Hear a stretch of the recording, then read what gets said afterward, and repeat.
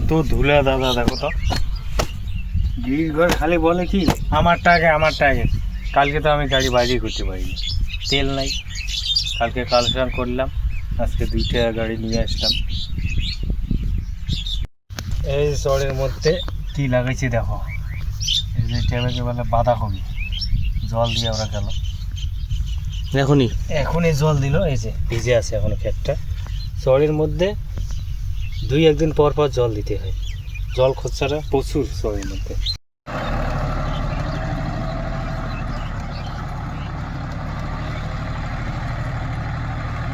আমি এখন মিষ্টি আলু দেখাবো কিভাবে চরের মধ্যে লাগায়।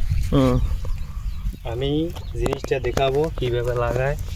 এই যে এটা কেল, দেখো কেল, এটা মনে করো কুশিটা এইভাবে নিয়ে এই যে এইভাবে লাগানো হয়,